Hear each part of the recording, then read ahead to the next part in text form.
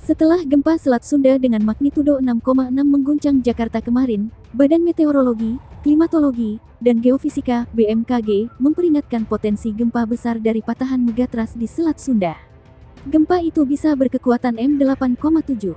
Kenapa potensi gempa itu patut diwaspadai saat ini? Gempa Ujung Kulon kemarin sebenarnya bukan ancaman sesungguhnya karena segmen megatrust Selat Sunda mampu memicu gempa dengan magnitudo tertarget mencapai 8,7 dan ini dapat terjadi sewaktu-waktu, kata Koordinator Mitigasi Gempa Bumi dan Tsunami BMKG Daryono dalam keterangan tertulisnya, Sabtu, tanggal 15 Januari tahun 2022.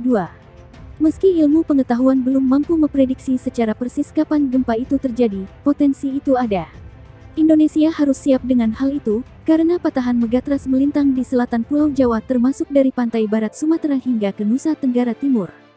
Maka, waspadalah dengan gempa dari megatrust Selat Sunda, tanpa panik berlebihan tentunya. Namun kenapa kita harus waspada sekarang? Bukankah dari dulu gempa yang berpusat di sekitar Selat Sunda juga sudah terjadi? Ada sebab kenapa kita harus waspada sekarang, yakni karena gempa besar sudah lama tidak terjadi di sekitar Selat Sunda ini. Inilah ancaman yang sesungguhnya, kapan saja dapat terjadi karena Selat Sunda ini merupakan salah satu zona seismik gap di Indonesia yang selama ratusan tahun belum terjadi gempa besar sehingga patut diwaspadai karena berada di antara dua lokasi gempa besar yang merusak dan memicu tsunami, yaitu gempa Pangandaran magnitudo 7,7 2006 dan gempa Bengkulu magnitudo 8,5 2007, tutur Daryono. Selat Sunda memang sudah sering menjadi lokasi gempa dan tsunami. Tsunami Selat Sunda akibat gempa terjadi pada 1722, 1852, dan 1958. Tsunami tahun 1883, 1928, 2018 berkaitan dengan erupsi Gunung Krakatau. Sedangkan tsunami pada 1851, 1883, dan 1889 dipicu aktivitas longsoran. Gempa kuat dan tsunami adalah proses alam yang tidak dapat dihentikan, bahkan memprediksi kapan terjadinya pun juga belum bisa. Namun, dalam ketidakpastian kapan terjadinya itu, kita masih dapat menyiapkan upaya mitigasi konkret, kata Daryono.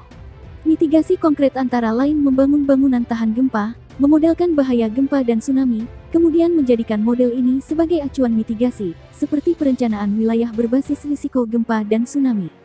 Mitigasi yang diperlukan juga dan penting berupa penyiapan jalur evakuasi, memasang rambu evakuasi, membangun tempat evakuasi, berlatih evakuasi, drill secara berkala, termasuk edukasi evakuasi mandiri. Di samping itu BMKG juga akan terus meningkatkan performa peringatan dini tsunami lebih cepat dan akurat.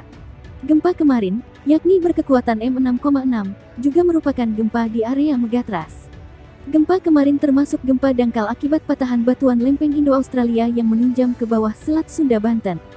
Itu adalah gempa interslab earthquake, ciri-cirinya mampu meradiasikan guncangan ground motion yang lebih besar dan lebih kuat dari gempa sekelasnya dari sumber lain. Sehingga wajar jika gempa ini memiliki spektrum guncangan yang sangat luas, dirasakan hingga Sumatera Selatan hingga Jawa Barat, katanya.